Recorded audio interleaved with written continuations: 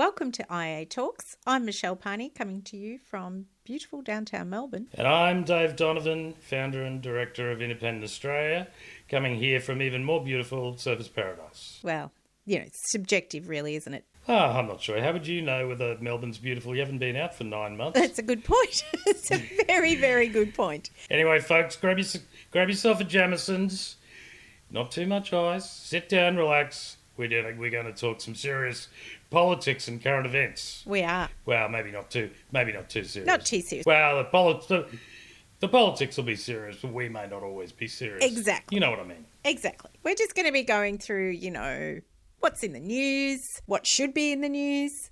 Some crazy events from history that have particular relevance to today. That's our new little segment that we have at the end. We've even got the New South Wales Premier being interviewed by esteemed Walkley Award-winning journalist David Sky News. Correct. So stay tuned for that. That's coming up soon. Excellent. All right. What do you want to talk about, Well, Michelle? as long as we're talking about, New South Wales, Dave, perhaps we should. Do we have to New South Wales? Yeah. Well, of course, if we must. It's not as exciting as, lockdown state over here, and clearly not as much fun as up north. Yep, hillbilly state up here. Yep. That's what you guys like to think of us. We'll talk about that Correct. later in the show. We will. But for now, I think we could probably start with the actual Premier of New South Wales. What do you think? All right. Okay. Carry on. Carry on. So, Gladys Berejiklian. Now, What has she been up to, Michelle? Well, now, this is the thing, isn't it, Dave? Because she's been up to quite a lot, it seems. And She has. Oh. Well, allegedly. However... Not intimately. Not intimately. But in the news, however, what seems to be dominating the news when you think of Gladys Berejiklian at the moment? Okay, when I think of Gladys Berejiklian at the moment, I'm thinking Saint Gladys. I'm thinking how badly she's been wronged by her man. I'm thinking that it's just misogyny that she's getting called out for this relationship. It seems that a lot of people aren't really talking about the actual nub of the matter, which is, to me, the fact that she knew about corruption being engaged in by her who knows what boyfriend. She says sometimes she says not a boyfriend. Sometimes it seems to be close relationship. Sometimes close it's not personal relationship, I believe. Close personal relationship. And anyway, but really it's the fact that Daryl Maguire seems to be corrupt, has been shown to be corrupt. Her partner of 5 years. Yes, former Liberal MP. And she knew about it. He was talking about exactly what he was doing, but she didn't tell ICAC. That's the nub. That's corruption as far as I see it. And How then, do you see it? Well, I do. I agree with you, Dave. However, the other side of it really, which we discussed this week on IA as it happens, is that... On IA. On IA. That's an excellent publication. Isn't that IA, independentaustralia.net. Check it out. Exactly. I read it regularly. Yeah. Now, we did discuss on there that let's assume for a moment that she didn't know, okay, that she was somehow blinded by love, as all the popular publications will have you believe. Then Because clearly she's an excitable 16-year-old excitable, exactly, yes. Yeah. So, and that can happen. I mean, Ooh, all the time. Who hasn't it happened to? Who hasn't it happened to? And so, as the Premier of New South Wales, however, is that a credible excuse? Well, to me, look, maybe for any other state it wouldn't be a credible excuse, but New South Wales, things operate a bit differently down there. I mean, did you know that in New South Wales, rum was the currency at one point? I did not. Who knows? When she says she was blind, she might have been literally blind. She might. That's New South For Wales. 5 years. But having said all that, even though it's New South Wales and we need to make special dispensation, for their own peculiarities, I still don't think that that's a credible excuse. No, and yet it appears that she's being let off rather lightly, doesn't it? I mean, it's hardly mentioned. The actual, connection between her and Daryl Maguire, while he's already admitted to some of these deals being illicit and corrupt, as it is. And he's also said that he's told her about it, and yet that's not what we're actually reading, is it? There's an odd article here and there, but the majority of the pieces are focusing on poor Gladys and, who hasn't been with a terrible man or who hasn't been let down by love. But I've been with several terrible men. Ooh. No, I'm not really.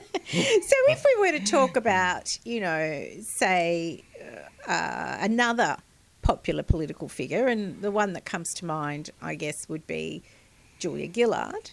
Now, Julia Gillard had an intimate relationship, or let's not call it intimate. She had a close personal friendship, as Gladys would say, with someone 20 years prior to her being in politics. Just the other day. Exactly. And yet that was brought up constantly in the media, as I recall, her association with this person. Didn't they launch a royal commission over that? They did launch, I believe, a royal commission over that very thing. And yet now we have the gold standard premier, as, our Prime Minister has actually labelled Gladys, basically saying, well, I didn't really know. And look, if I did, I obviously couldn't see it because I was so head over heels in love. I couldn't think straight. That's very strange to be head over heels in love in a sort of a non-intimate relationship, isn't it? But anyway, well, just to details, Dave. Details. Just to move on a little bit, we could talk about this Gladys thing for a long time, and frankly, I'd like to. I love to talk about Gladys. I've got a pin up of her beside my bed. She's the gold standard of premiers in Australia. Absolutely. Gold standard. Gold. But moving on, there was a couple of things that I thought were really interesting that was said. One by her and one by Daryl Maguire. The one by Daryl Maguire I'm going to ask you about first. Was it you who told me that Daryl Maguire said that he was trying to monetise his position in Parliament? Correct. He said that? He actually said that. Yes. He was trying what did he say precisely? to monetise. I believe he said something along the lines of he was monetising his ministerial office. It's like he doesn't even realise what corruption actually is. I know. That's astounding. Well, who wouldn't try to monetise? Like, I'm a rational person in the economy. I've got this position. I'm going to make some money out of it. Exactly. It's not corrupt. That's just being rational. Like it sort of speaks to the way that the conservative side of politics in particular. I don't know about the other side, but particularly the conservative side approach politics. I mean, you look at Angus Taylor, you look at all the dirty deals that he's done. You look at that $30 million purchase of a $3 million piece of land for Badgerys Creek. That was a bargain, I believe, Dave. Oh, absolute bargain, as Michael, whatever his name is, calls it. That Deputy PM, yes. Deputy Prime Minister Michael McCormack. They just treat, Australia like it's, Commonwealth money is a big slush fund. And yet, here's the thing, it doesn't seem like there is as much outrage in the community as you think there should be. Exactly. And, I watched a segment, unfortunately, of New South Wales Parliament the other day, and did you? Gladys was being grilled by the Labor opposition. And she said, I've already answered that question. That was basically her response. I'm just going to get on run the great state of New South Wales. Correct. She didn't say it like that. She said it in a much deeper voice, obviously. But, obviously. But, there's this whole kind of... I think they're quite skilled, actually, or some of them, perhaps not all of them, but certainly in Gladys's case and in Scott Morrison's case... I suppose you'd have to throw Angus Taylor in there too. They're very skilled. Oh, well, throw him in somewhere. Throw him in somewhere. They're very skilled at being able to manipulate the discourse in their favour, and I think that's... Yeah. Not to mention the bureaucracy. Exactly. So basically watch this space. But do you think that she will have to resign? No. No, I don't don't think either. there's any accountability within the Liberal Party at all under this current sort of Morrison regime. But it's been coming for a long time. Howard held off sacking people quite a lot as well. It's Not quite to this degree. Not to this extent. Abbott did get rid of Stuart Robert, but Morrison brought him right back. Yeah, He also brought back the disgraced Susan Ley and other figures as well. It seems that it doesn't really matter. You corrupt, whatever. Just say you're not corrupt and just brazen it out. That's what they're doing. Yeah. Has anybody been sacked after all these? Well, Bridget incidents? was asked to step down from the ministry, which is not quite the same as being sacked completely, as in the case of, say, but she's Sam still out there doing something. Exactly.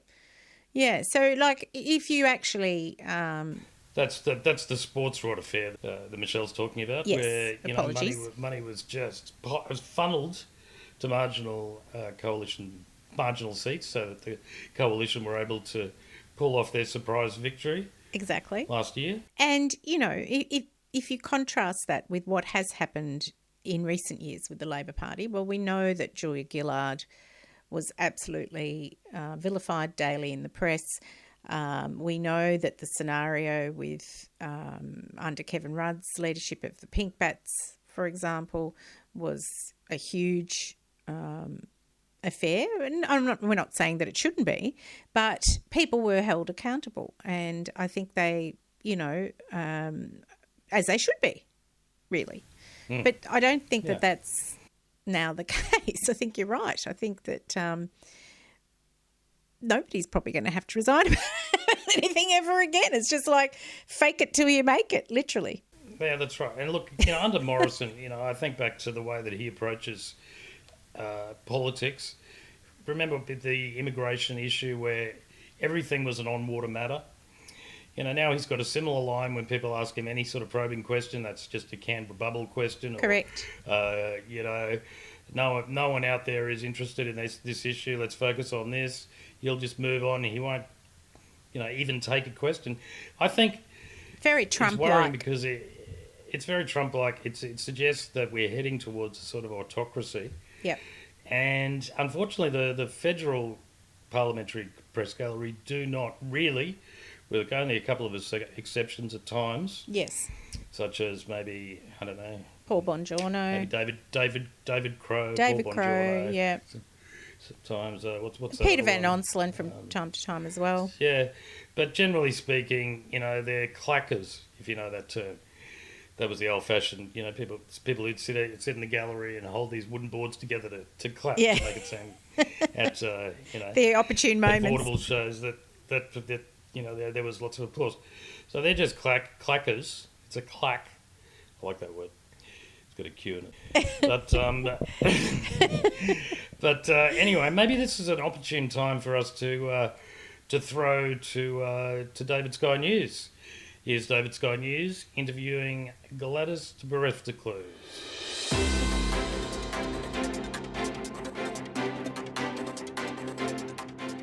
Premier Gladrogues bereft of clues, welcome to the program. Thank you, David. It's nice to be here with you. Before we begin, I'd just like to say on behalf of our listeners, you are doing an outstanding job leading the great state of New South Wales during these very difficult times. Thank you, David. My role is a great privilege. And it is a very great privilege to be able to interview you, Madam Premier. Now, Premier, you are facing some tough questions in the current ICAC inquiry about your so-called lover, Daryl Maguire. Can you tell us more about this relationship? And please, feel free to be as detailed as possible. Well, I need to pull you up there, David. Feel free to pull me up anytime, Premier. Yes, well, concerning your question, I need to correct you. The man was not, in fact, my lover. At most, he was an alleged secret lover, David. I want that to be perfectly clear. My apologies, Premier.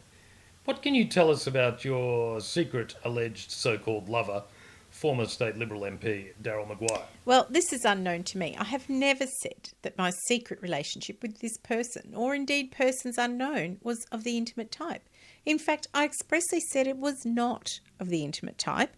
My office even sent out a detailed media release including several explicit illustrations. Indeed, any member of the public is able to download this release on pornhub.com.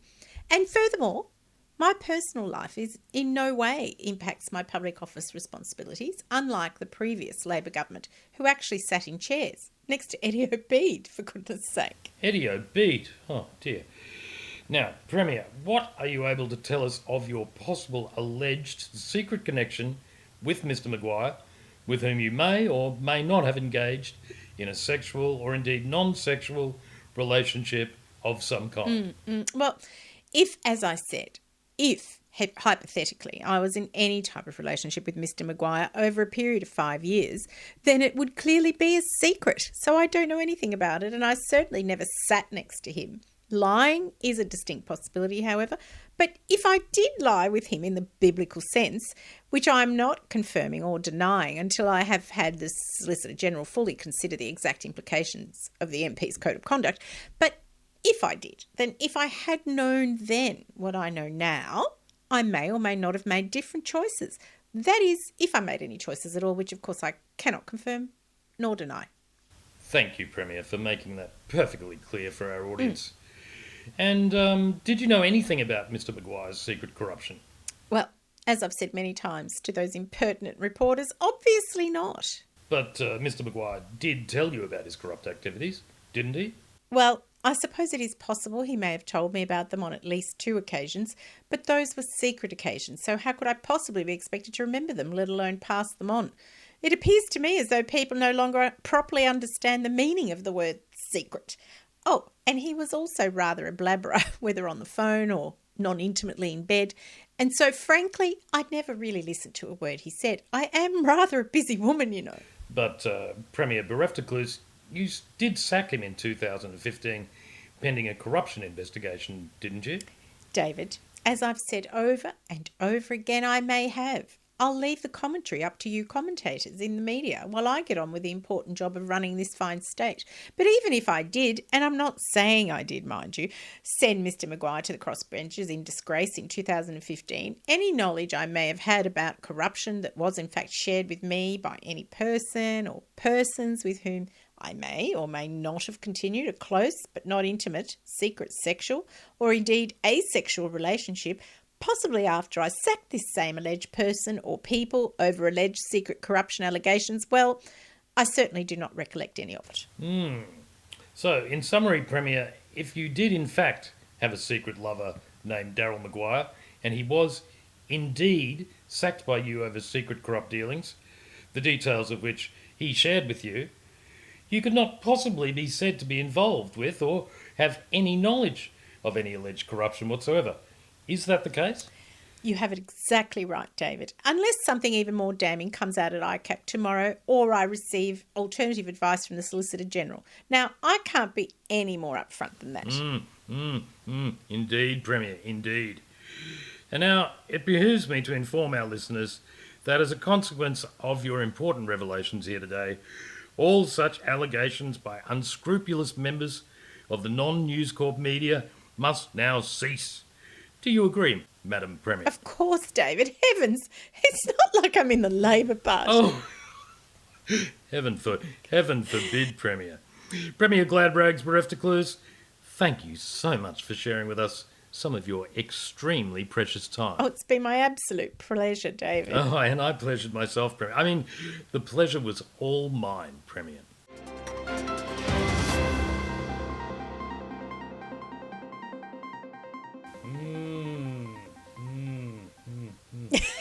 Very interesting.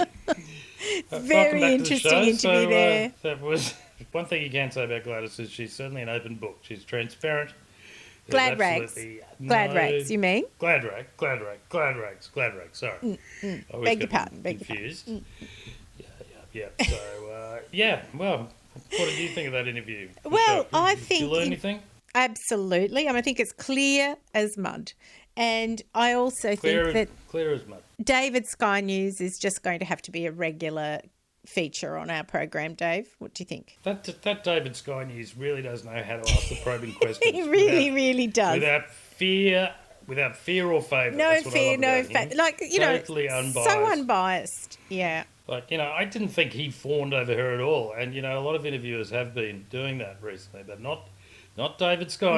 No. You can always rely. That's why he's the best interviewer in Australia. Absolutely. Anyway, enough Enough about about Gladys Gladrags and What about Victoria? So, an important question that people have been talking about, an important issue maybe, is the variance in the reporting by the mainstream media of Daniel Andrews with obviously the coronavirus situation and the quarantine, etc., and how St. Gladys has been treated by the media. Yeah.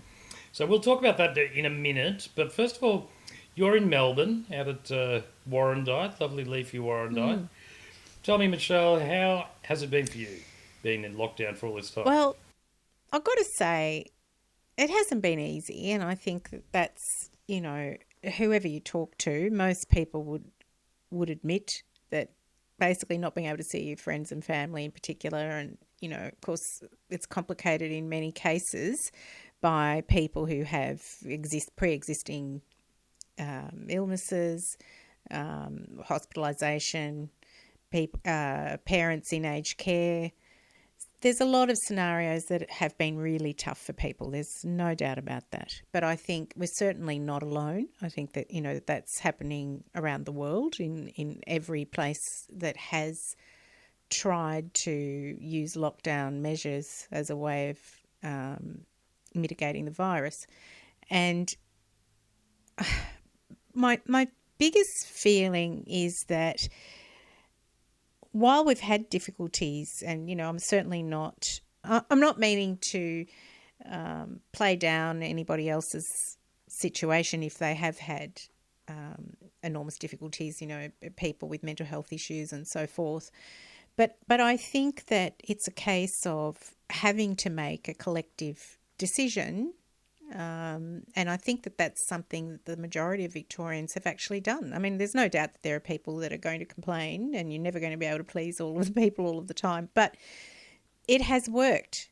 It's absolutely worked. There was a little cluster the other day, I believe, but we're back to one new case overnight the next day. So I think that the fact that it's worked, the fact that people have actually rallied and just got on with it and just said, okay, well, how can we deal with this? What can we do? I think that it's kind of made me a little bit proud, to be honest, to be Victorian. Yeah. And that's not to say that we haven't had people that have made it really tough for everybody else. But overall, I think that Dan Andrews has shown leadership, and whichever side of the political fence you're on, I think that he has been consistent, and he hasn't actually gone for the popular decisions, which would have been to open up as soon as the pressure was there. And I think that we've seen what that does. If you look around the world, I mean, it's unbelievable to me that people would think that opening up, to save, obviously businesses, it's very important, and people are hurting. There's no doubt about that. And certainly, at IA, we're feeling that as well, in terms of people don't have the same, people are losing their jobs. They don't have the same disposable income.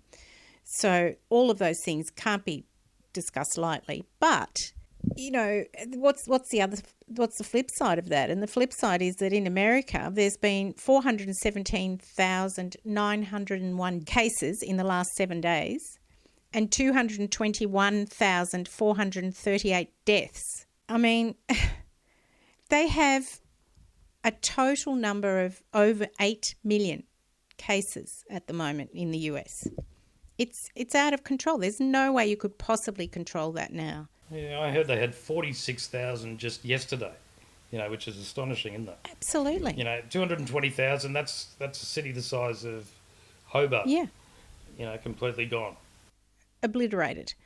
And if you look at Florida, which is apparently similar population to Victoria, they've had 16,000 deaths. It's insane. what's happening over there. Yeah, totally agree with you on that one. We're in furious agreement, as we often are. Yeah. But but I'd like to, move on Yeah.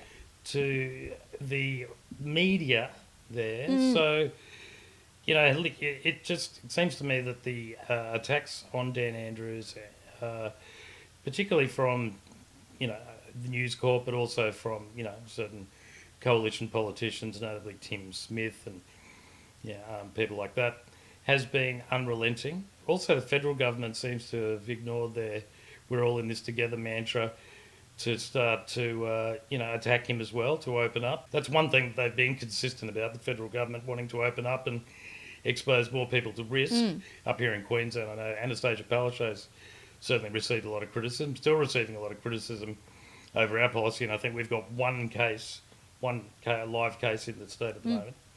We've suffered only a handful of deaths. What's the story? Why is the media going after Dan Andrews? Well, I really think, it's been this way really for some time, hasn't it, in terms of, and we've discussed this a lot on IA, of course, this whole News Corp dominated narrative.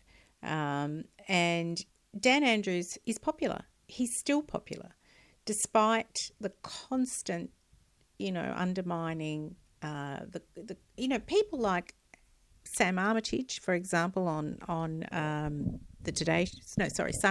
Sunrise, who came out and basically incited people to follow in the path of another business owner who had just flouted the rules and, gone out and done whatever he wanted to do despite the lockdown measures. And she said, we should all be following you, and you're a hero. Didn't she say something like it's the spirit of the Eureka Stockade or something? I know. So it's like this constant, it doesn't matter what he does, by the way. It's a problem. Every single decision, every step of the way has been. But the thing about it is, and I'm so sorry for interrupting you, but one of the things that I've noticed so much is that he has fronted the media every single day. Every single day. Months on end. And, he's been relentlessly attacked, polite, in my opinion. Even when he's cutting these journalists down, as he actually he's been does very skillfully. He's getting quite acerbic lately, which I quite like. But he always prefaces everything he said. Look, with the greatest of respect. That's right. I know. Before he just says, "You're an idiot." I know. So I think, with the greatest of respect, that's a stupid question. Why don't you just shut up? And I think, what he said to Peter Credlin pretty much sums it up, because they ask him the same question over and over and over every day, and he answers patiently. Remember that Peter Credlin thing where she said, I've sat in these meetings. Well, good for you. But also he said to her, if you keep asking, it doesn't matter how many times you ask me, it's not going to make it true. It's not going to make your premise true. We're laughing at that, but that is pretty much the business model of News Corp.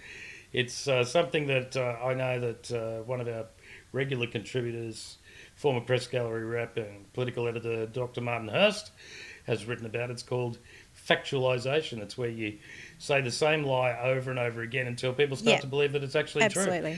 And that's what the Murdoch media does. Very well. We've got to give credit where it's due, Dave. Frank, well, they do it, and they've won most elections that they've gone for. Although only in state elections they seem to fail quite frequently. Yes, which gives us some hope. For forthcoming elections in Queensland and Victoria and elsewhere. So the Murdoch media is very successful in turning elections by this process of factualisation, which, let's not glorify this term too much. What is it really? It's propaganda. Exactly.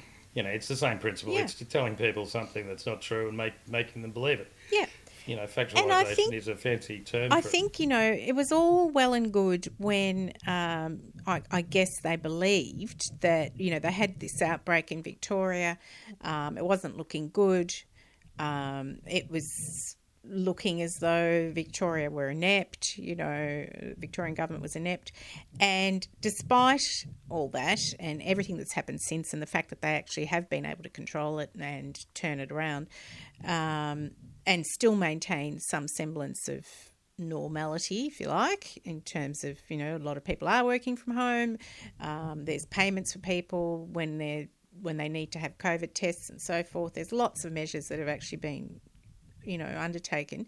But despite all of the undermining, the continuous, repetition of statements that, as you say, that are completely based on propaganda and not on fact, until hopefully people will start to believe them, Dan Andrews has managed to maintain his popularity. And I think that's he's a threat.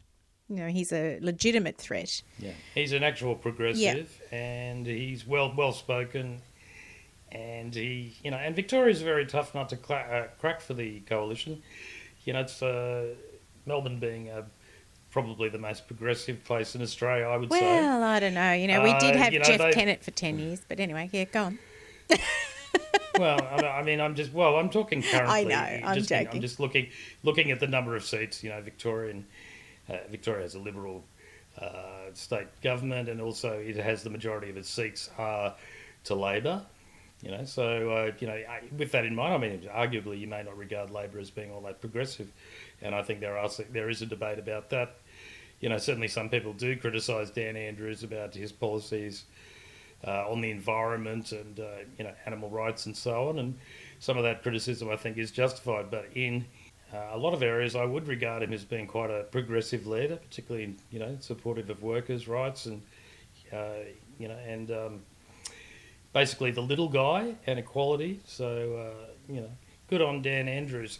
What is your feeling about the forthcoming election? And please remind me when that is. Are we talking the Queensland? Victoria going to the polls? Victoria? Oh, no, Victoria's not till next year, I think, isn't it? Next year. So it's amazing that they're just going half. No, I'm just It's gone right out of my mind. After Queensland, I think it's the next one. Right. But, okay. Yeah, it's not, it's not a million miles no, away. No. So, but just what are the polls saying at the moment? Have you Yeah, seen any well, recent polls yes, in Victoria? and I believe that they would still win, and Dan Andrews is still somewhere around 60%. So I think that's it seems to have had very little effect overall. Obviously, people are. It gets hard. There are times when you think, surely we don't have to be in lockdown anymore. It's time to open up. And I think we all feel that, and how many cases have you got at the moment? Just as a matter of... new cases, there was low. One yesterday. Yep. How many infections? And still? Infections, total cases, 86. 86. Well, that's not too bad, isn't it? That's coming right down, Yeah. So, my understanding is that Victoria's had the most effective response to a second outbreak of any place in the world. So, that's got to mean something. Now, Michelle. Yes, Dave. The one common denominator in all these things is what? You look at Gladys, you look at Dan. What is that? What? I'm does talking it about start with R? the media coverage. Start with R. Well, it could if that R also has a U following it. Yes, I believe so. I think that are we talking Murdoch Media? I don't know. Good old Uncle Rupert, the Sun King, the actual true ruler of Australia. Let's face it. Let's not have mince words. Let's not. The American sociopathic mogul whose family has dominated Australian politics for at least a century, and which I've written about, which will be, a story will be published on IA, I think, on next week, Tuesday or something. So keep your eye out for that. Yes. I know that everybody waits with bated breath for my stories. But A Tale of Two Keiths, because Rupert's actual name is Keith, like his father. Yeah. Keith Rupert. Yes, well, definitely. But so the Murdoch media. So the point is that Kevin Rudd. What has Kevin Rudd done? Well, Kevin Rudd, of course, has started a petition, has he not? That's Calling right. for Very a popular royal one. commission into the effects of media legislation and... Now, Michelle, Yes. I'm going to pull you up there. I'm sorry. Now, as you know, as a former vice chair of the Republican Yes, movement, please do. I object to the term royal. Okay. Let's just call it a commission of inquiry. Commission of inquiry. But he has asked for a royal commission. I know. Technically, he's asked for a royal commission, but I just, that word's verboten here. Okay. Due to my radical extremist Republican sympathies. So he's called for a royal commission. He has. Commission of inquiry. And why has he done this? Why has he done this? Against this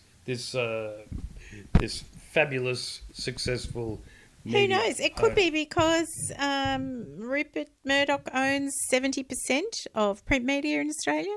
Could it be about anything to do with that?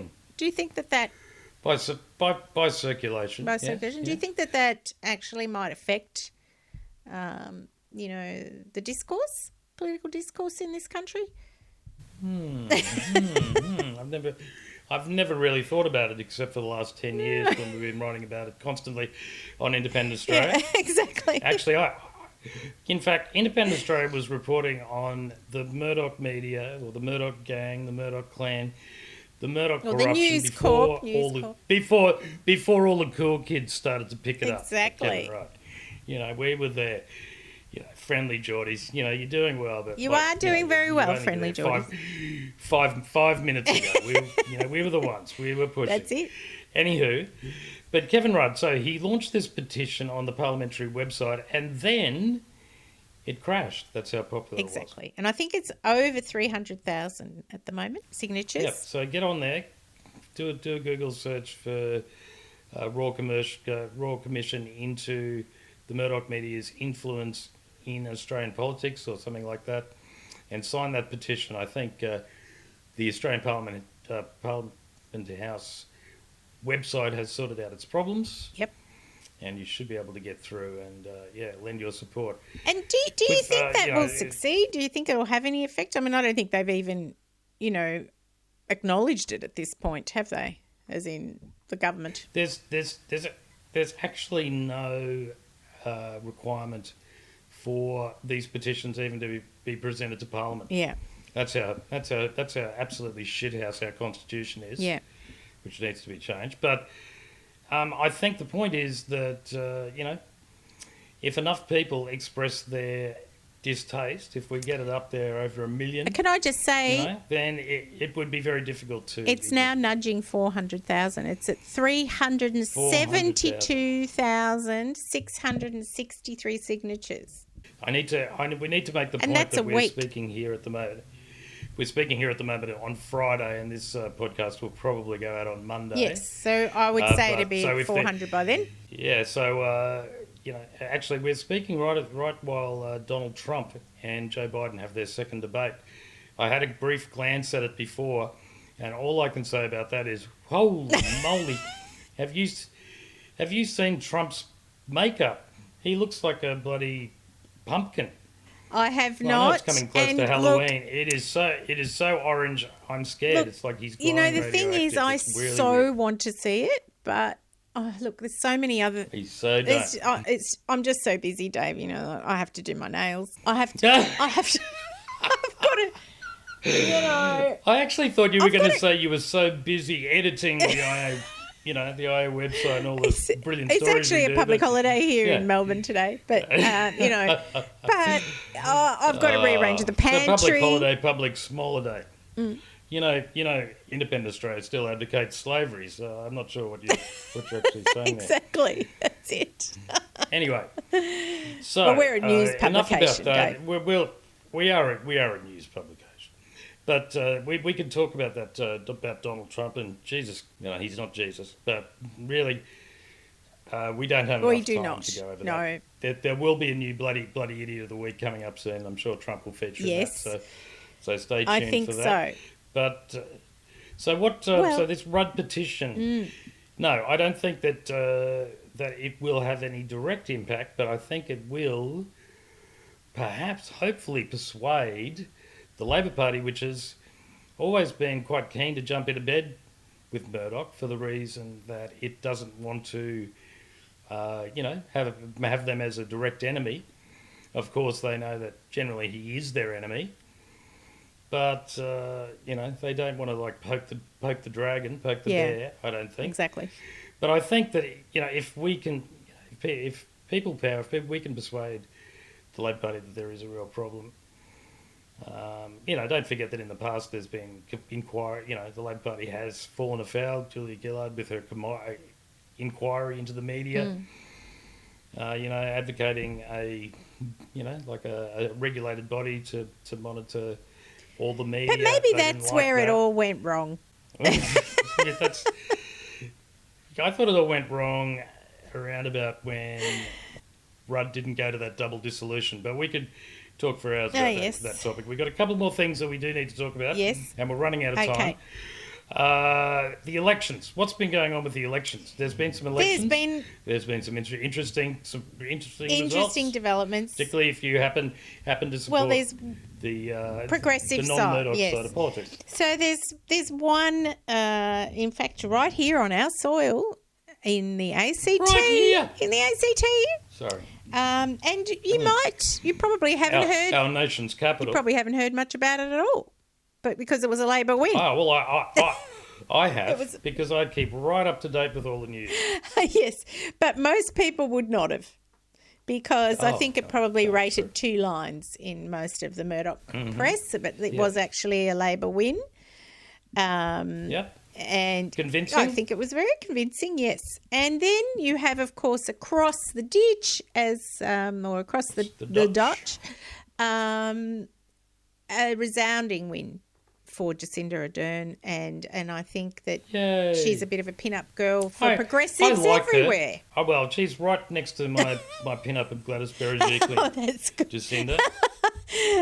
Yeah, I wish you hadn't shared that, Dave. Yeah. So, sorry. But now you, in fact, pointed out to me. My favourite topic. Yes. Let's get on to that. How, in fact, that win was characterised in the Australian. Yes.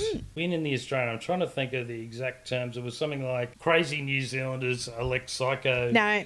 Re-elect psycho. Something like I've got it right here as it happens.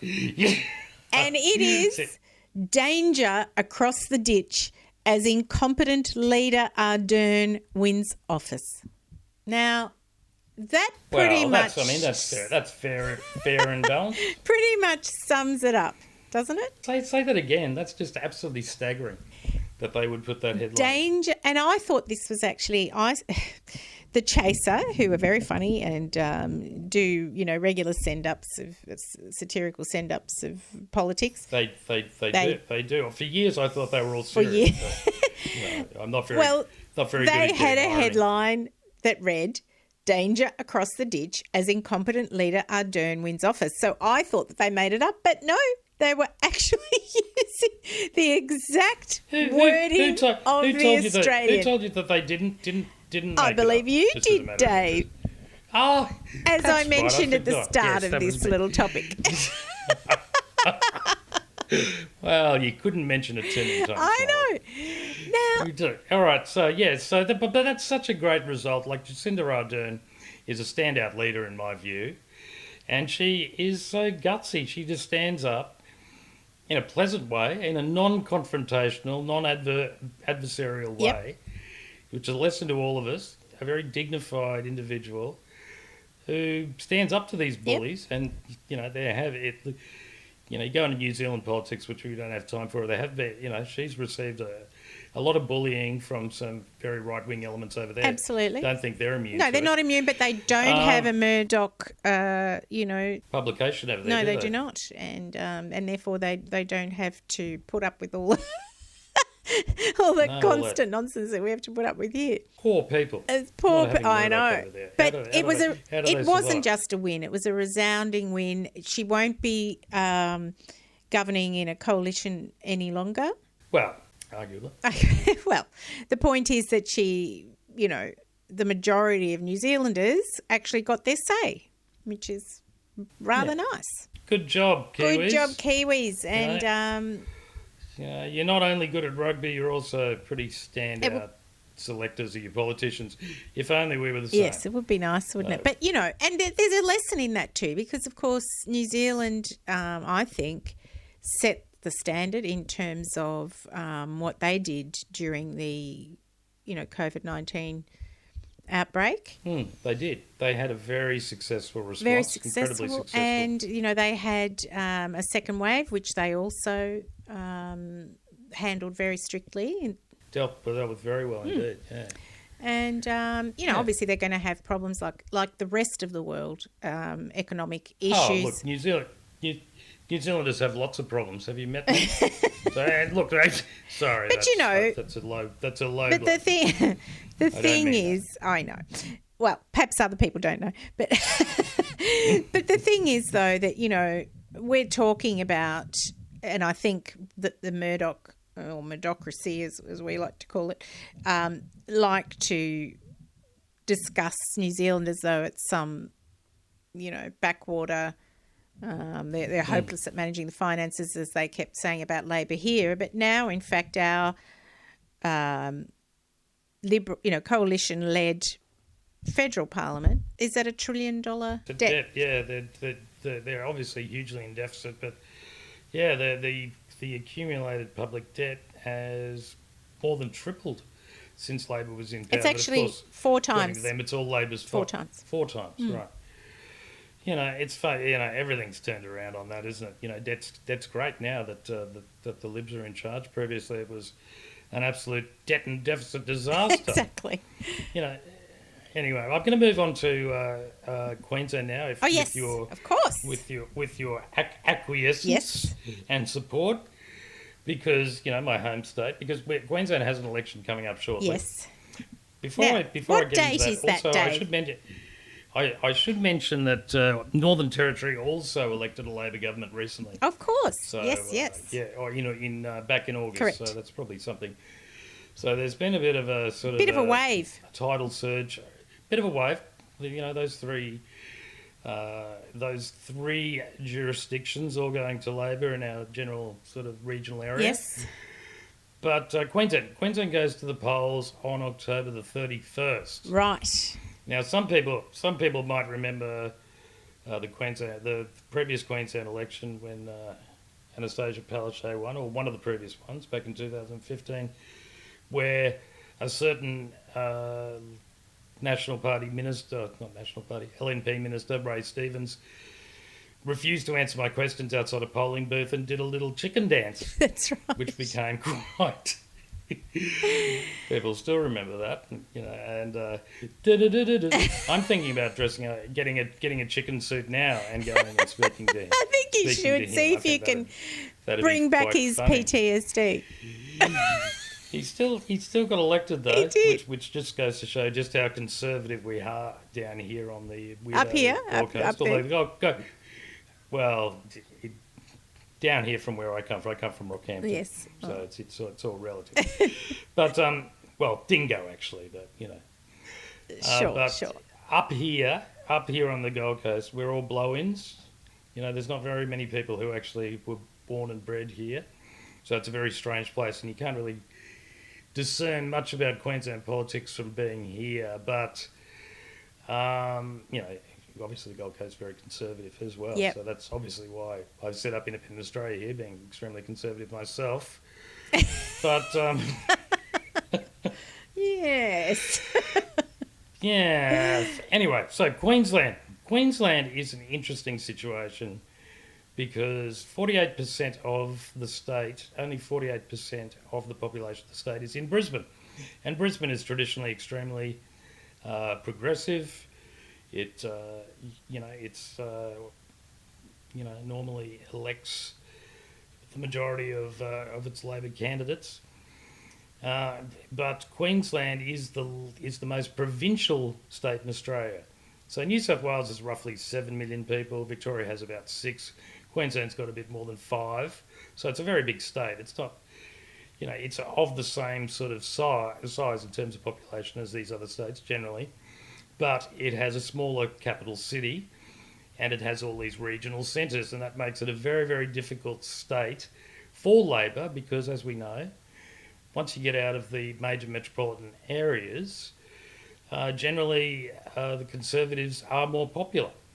And that's the case with Queensland. And of course, Joby Peterson held Queensland for years with about 28% of the vote because he had a extreme gerrymander. So in a way, I'm sort of sticking up for Queensland a little bit because people think that we're, basically nutters. Oh, no, In metropolitan areas... I don't know where you heard that. Areas... Well, it's been nice. I've blocked many people on Twitter over this topic. It's been nice knowing you folks. The point is that Labor in this state has to often make quite a lot of concessions to gain government, and we've seen that with the Labor government's kind of diffident, sort of ambivalent, kind of each way bet approach to Adani and so on. But, I think, generally speaking, the Palaszczuk government has trodden a very delicate path. And at the moment, fingers crossed, Michelle, with the last poll that I saw had her 52-48 in front. Right. That is the Labor Party 52-48 in front. Which at the last election, which she won by a whisker, at this stage it was the reverse. The polls had her at the reverse, 48-52 behind. So therefore we've got no clue, really. Well, it goes to show that the polls... Yeah. Fingers crossed, that might be a positive sign that she'll be returned. I mean, if we look at some of the other indicators, Queensland's had an extremely good response to COVID. I think we've got one active infection, don't quote me on that. But going on at the moment, we've had very few deaths. It's it's a success so business story. has been pretty much back to normal for some time as well, hasn't it? Or not quite, but COVID normal. We're still at a certain stage of a lockdown. Yeah. I mean, you can't go to a nightclub and dance at the moment. People will come up to you and go, don't you? You can sit. There still are restrictions. You do that a lot, do you, Dave? Go out to nightclubs. And dance? Not that there's anything wrong with that, I was just wondering. But it just seemed like an interesting example. Not necessarily. Only on Sundays. Okay, just normal. Just normal. Yeah. So, well, actually, Victoria, by the way, doesn't go to election until... Yeah, does Victoria have nightclubs? 2022. Oh, well, that's good. All right, okay. Well, maybe I'm wrong. So maybe it's not the next election. So no. Hey, I didn't say I get everything right. Just nearly everything. Cool. Anyway, so the Queensland election, that's coming up very shortly. Yes. And I hope that Deborah Frecklington, what can you say about her? Oh my word. They're trying to, up here at the moment, they're trying to put a curfew on 16-year-olds. I think they're allowed to stay out till 8, and 18-year-olds till 10 or something like that. Yes, because that's obviously based on health information. What? Yeah, I'm sure. Given it's the LNP here in Queensland, I'm sure it's based on very solid scientific research. What possible rationale could they use? Oh, it's just bizarre, isn't it? Well, it's it's something to do with Townsville. Up in Townsville, there's been, it's basically about Indigenous. Yeah, exactly, people, and also anyway. Obviously they're not their key demographic in terms of their votes. Probably not. Probably not getting right behind the LNP, the old First Nations or the young'uns, but also all the young'uns. Yeah. All the middle-aged ones either, come to think of it. Anyway, also we've got Clive Palmer, who's injected himself into the campaign. What a revolting thought, Clive Palmer injecting himself into anything. Thanks for that Anyway. Graphic image there, Dave. Big Clive has who is in a who has in a preference deal with the LNP, mind you, and Clive's 62 million helped Morrison get re-elected. He really is a dirtbag. And do you think he's going to have an effect in this election? He is everywhere. Yeah. He's got these bloody signs up saying things like, Queensland, beautiful one day, stuffed by Labor the next. Things like that. Yeah. Clever things. He's got a lot of money. Doesn't necessarily use it to pay his employees. Got a lot of time on his hands, it looks like, as well. Got a lot of litigation too, by the sounds of things. A couple of criminal charges up against him, but anyway, still he's able to try to manipulate elections, for the LNP. What's the answer for that? And don't forget that he is an LNP lifetime member. What's the answer to that, do you think? I mean, how can we say... You're not... Sorry, Michelle, I know where you're going with this. Yeah. I'm not advocating assassination. Damn it. Got to draw the line. I'm a lifelong pacifist. Boy, okay. All right. All right, yeah, okay.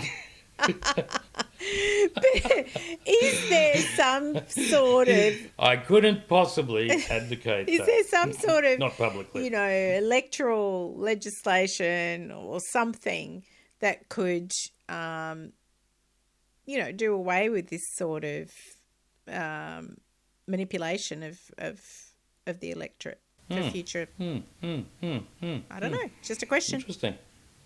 Well, I think an IQ test would clean out Clive. What else? Possibly a BMI index test might also, if we legislated that, might also. But in the last election, against him. he had all these candidates that didn't even run in the end. They actually stood down, but they were still on the ballot. I was reading an article the other day. He's doing the same thing this election. He's got all these candidates. Yeah, and then they just pull out. And nearly all of them are employees of Clive Palmer. They're his own employees. And it was found out at the last election he was paying them to stand. I don't know about them necessarily pulling out, but they just didn't really campaign. No. It was never a serious campaign. I thought some of them actually stood down when they were elected. No, none of them were elected. Not one was elected? I could be wrong on that. But, me being wrong twice in the same it's day, not that likely. seems awfully unlikely. Exactly. I don't know what I was thinking, really. Well, interesting times. Well, it's nice of you to say that it will be interesting. I can't guarantee anything. Yes. So, yes, Michelle, I've got a new segment, which I like to call historical events that have a strange significance to us today. Excellent. The first one that I'd like to bring up was... in 1366, on October the 26th, which is, I think, when this is going to air. Yes. A comet called Temple Tuttle approached within 0.0229 AUs of Earth. Right. Now, I don't know how much an AU is, but it sounds 0.0229 sounds perilously close. So we could perhaps not even be having this conversation. Yep. If that comet had gone any closer. And and when I look at American politics, I sometimes wonder whether that comet could have actually bloody been a blessing in disguise. But anyway, in 1492, you might think of 1492 as the time that Columbus sailed the ocean blue. Yep. And you'd be right. But on this day, in 1492, October the 26th, lead pencils were first used. Lead pencils. All right, but that's not the strange event that has significance to today. Yes. So on 26th of October 1944, Harry S. Truman, when he was campaigning for the vice presidency, just said that he had never been a member of the Ku Klux Klan and never would join. Yeah. That's the obscure event from history that has a strange connection to today, because I'm thinking that that's the sort of question that the Canberra Press Gallery should be asking our Prime Minister. Absolutely. Of course, Harry S. Truman went on after FDR died to become president, at the end of the war. Right. It has a significance. So asking Scott Morrison, maybe not about the Ku Klux Klan, which I'm not sure has a significant influence on Australian politics. Exactly. But about, QAnon, is he a member of QAnon? Is he Q? Exactly. He won't confirm or deny. All he will say is that he hasn't found any. Not after wiping that hard drive and closing down that email account. You can be sure that our Prime Minister would have left no stone unturned in searching for that sort of stuff. No. Well, I'd like to know whether he's a member of the Proud Boys, whether he's, a member of any far-right extremist groups, because I'm just not feeling that he's not. I'm not feeling it. I'd like to know whether he's actually trying to bring on the end times by his policies. Yep. I sometimes think that, whether the way he's chucking around coal in Parliament, for example. That's consistent with the end times. Anyway, yes, I think Dave. we've covered a lot of points, and that's an interesting end point. Leaves you with something to think about. Indeed. And don't forget that comet Temple Tuttle is still circling the Earth. Every 33 years it comes around. Exactly. Well, from watch out. Comet Temple Tuttle. All right, Michelle. Yes. From Comet Temple Tuttle and from Michelle Pini. It's been an absolute pleasure, as it always is. Never a chore. Not with you. Well, from Michelle Pini in Melbourne, I'm signing off right here with... And that's Dave Donovan from Surface Paradise. Okay. Bye. Bye.